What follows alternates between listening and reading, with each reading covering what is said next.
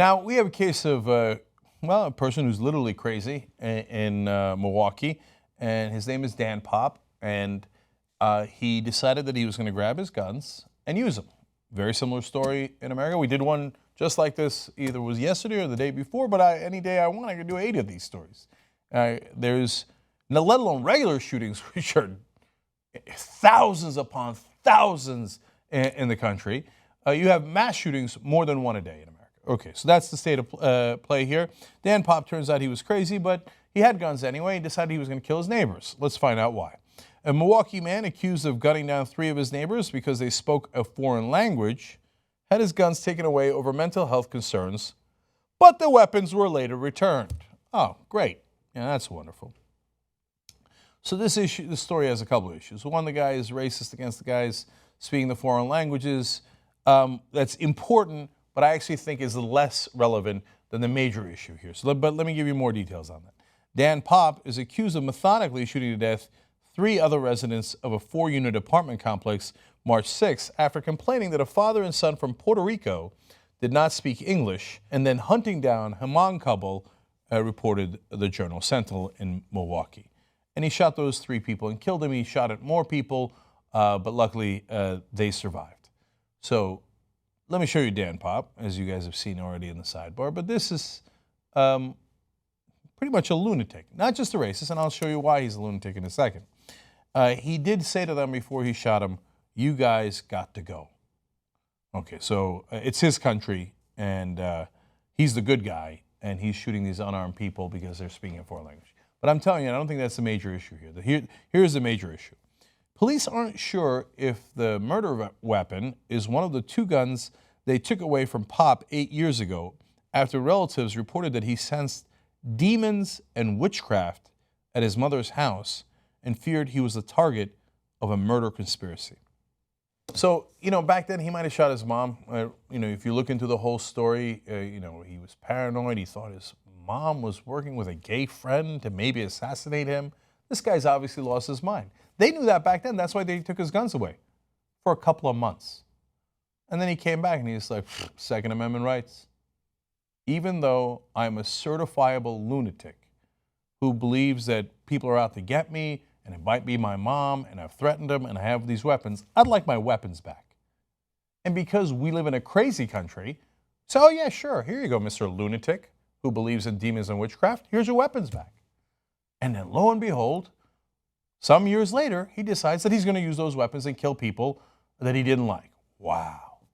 Who could have seen that coming? Well, just about anybody. But the NRA, as always, thrilled with this news.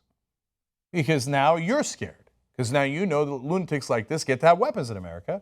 And you think, how am I going to protect myself? Oh, more gun purchases. The more people who die from guns, the happier the NRA is because more people buy guns. It's a vicious circle that they profit from because they represent the gun manufacturers. So every time people are surprised, they're like, oh my God, I didn't know there could be a shooting here. Of course there could be a shooting here. You live in America. Your next door neighbor probably has a gun, and the one on the other side also probably has a gun. And God forbid they have a bad day. Either they're cranky, they're mentally ill, or they got some political axe to grind. They're right-wingers, left-wingers, Muslims, Christians, whatever they are, right? Don't get surprised. We have allowed them to buy our democracy, buy off all our politicians. Over 90% of Americans want reasonable federal background checks like the ones that were proposed by President Obama. Even though over 90% of Americans agree, we still didn't get them because our democracy is bought and sold. And so they just say, oh, sad day for you. No. I won't fix it. I'll give the lunatic living next to you a weapon, and one day he'll kill you. So what? What am I, your representative? You got to get the money out. wolf-pack.com. If you got a better idea on how to get the money out rather than a constitutional amendment, I'm all ears. But we have got to get that amendment. Otherwise, our representatives don't represent us, and they will say, yes, sure, Second Amendment. Yeah, a well-regulated militia who believes in demons and witchcraft should have right to weapons. Is that what it says in the Second Amendment? But it's not about the Second Amendment. It's about corruption.